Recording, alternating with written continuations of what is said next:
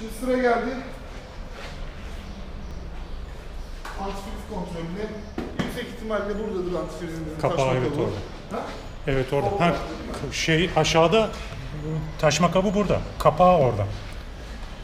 Görünüyor mu burada? Hı hı, dur, ben Tamam. onu hep kontrol Ha, ediyorum. Taşma Seviyesi. kabımız görünüyor. Biraz karanlık olduğu için şeyle bakacağız. Seviyesi gayet iyi gözüküyor. Hiçbir problem yok. O yüzden yukarı açmaya gerek yok. Antifrizle alakalı da antifriz kontrolünü normal kullanıcının yapabileceği en kolay nokta burası. Eğer ki radyatör kapağından yapacaksa motor soğumuş olacak, radyatör soğumuş olacak, kapağı öyle açacağız. Yoksa sıcakken açarsak bu sefer içerideki basınçtan, çünkü radyatör sistemi basınçlı bir sistemdir ve kolay kolay su eksiltmez. Yani bir yere bir fiziki bir akıntı yoksa ya da conta yakmak diye tabir edilen silindir contasının yanıp pistona su karışması gibi bir durum yoksa o antifriz hiçbir yere gitmez. Ya sistemde bir delik vardır, bir yerden su kaçırıyordur ya da conta yakmıştır. Bu conta yakmak ne demek? Silindir piston arasında, yani üst kapakla silindir arasında bir tane metal conta vardır ve bu conta suyu tutar. Çünkü su silindirin etrafında dönüyor. Oradaki conta ısıdan bozulduysa bu sefer o su basınçla beraber pistonun içine ya da yağa dolmaya başlar. Dolayısıyla da haftalık yağımızı kontrol ediyoruz. Yağımızın rengi ve seviyesini ve antifriz taşma kabındaki su seviyesine bakıyoruz. Kapaktan kontrol ettiğimiz zaman su ağzına kadar görünür Evet, olmalı. görünür olmalı. Değilse bile ağzına kadar doldurup kapağı kapatırken taşırarak kapatmak gerekiyor. Yani o kapağın olduğu yer sonuna kadar dolacak ve ondan sonra şuradaki motorun üstünde Fazla geliyorsa onu tahliye edecek kendisi zaten.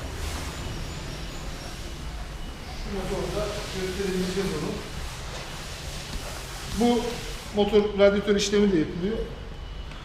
Bu kapağımız radyatör kapağı. Bir kere motor soğukken açacağız bunu. Açtığımız zaman burada bir miktar su görürsünüz. Ya aşağıda ya yukarıda. Bunun doğru, yani eksik olsa da olmasa da kapatırken, çünkü açtığınız zaman bir miktar hava yaptırırsınız ve kaybeder. Bunu ağzına kadar su dolduruyoruz. Bu kapağı kaparken su taşıyacak ve öyle kapatacağız. Uzun yolda radyatörde bir sorun olduğu zaman, acil akü suyu, saf su bulamadığı zaman çeşme suyunu kullanabilir mi? Çeşme suyu kullanabilir. O da şu şartla. Artık çoğu antifriz üreticisi antifrizlerini ya hazır kullanım yapıyor, yani konsantre değil de hazır kullanıma hazır şekilde sunuyor ve hemen hemen bütün benzin istasyonundan da bu temin edilebiliyor. Velev ki bütün yeni nesil antifrizler eskiden saf suya göre yapılıyordu ama şimdi yenisinin içindeki işte kireç çözme özelliği bilmem neden dolayı tamamı da çeşme suyunu kullanılabilecek şekilde. Sadece şuna dikkat etmek gerekiyor. Motorun içinde ne renk antifriz varsa yeni antifrizi onunla tamamlamak gerekiyor.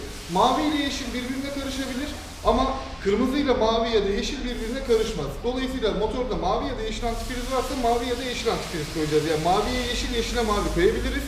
Ama mavi ya da yeşile kırmızı koyamayız. Kırmızı ya da yeşil ya da mavi koyamayız. Buna dikkat etmek gerekiyor.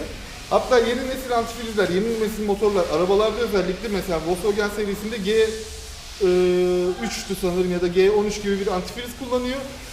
Saf su dahi ilave edemiyorsunuz. Sadece kendisinden yapıyor.